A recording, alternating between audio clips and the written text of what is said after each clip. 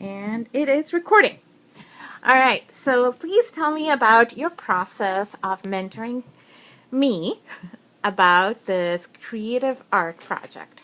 Well, when we first started and you asked me if I could help with the project, I was thinking that we would do it together. And then at one point we were saying, okay, well, maybe I would do the work and it would be a reflection of you. But that just didn't work for the process that I had for the kind of artwork that we were going to be doing, which I'm going to hold up so they can see while I'm talking. Okay. And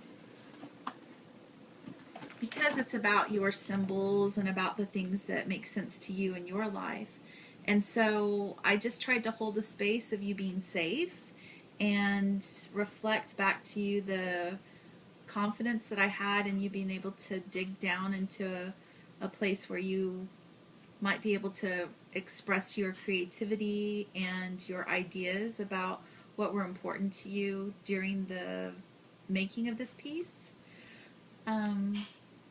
And just hold a space for that. And then sometimes when I needed to put my hands in the piece and help show you the actual applying of the materials and helping you build your confidence and face some of the fears that came up along the way, like whether or not we should cover different areas up and how much to let show and what to deconstruct and what to let live as it first showed up on the piece.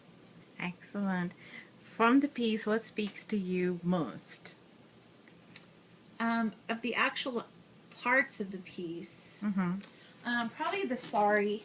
There's something emotional about the sari, and I think that's because it reflects different aspects of. Sorry, the cat went in the studio. That's okay. All creatures are welcome here. Yeah. So the sari goes through the entire piece, and it's really something that we discovered together. I had this inkling that we should put tissue paper on, and I thought that it was going to be sort of fleshy, sort of like like a web covering, and maybe create something that was organic. But instead, you began to identify it as cloth, and I think even before we applied color to it, you were feeling like it was the sari, and it's the thing of the piece that has really developed the most.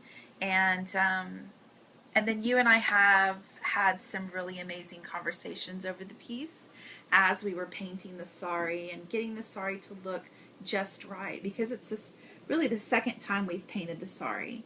And so those conversations that we had about identity and about culture and about being a woman and just a person, a human, for me, those are layered on top of this image here. And although it's an image that ultimately comes from a place of identity for you, because we've had conversations over it, now it has strong emotional value for me as well. Wonderful. Yeah.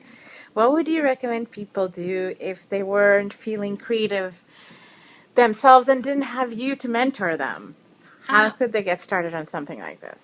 I would encourage people to connect with some part of a creativity tribe in their own community. I call my business Creativity Tribe because some of the most powerful creative interactions I've had have been with other people. And sometimes, like, I might take a piece of paper and a pencil to the bookstore and sit and have some coffee, and it bridges the gap between me and the stranger who walks in the door. I have a little collection, I don't have them with me here right now, but a collection of little cards that are made, some by friends or family, strangers, people that I've worked with in the community to help them engage their creativity or their sense of self-expression. And so just, even if it's the smallest little doodle in the world, doing creativity with another person helps you feel like you're connecting with yourself and that other person at the same time, and helps you inspire them and be inspired by them. And to me, that's magical. Thank you. Thanks. Bye.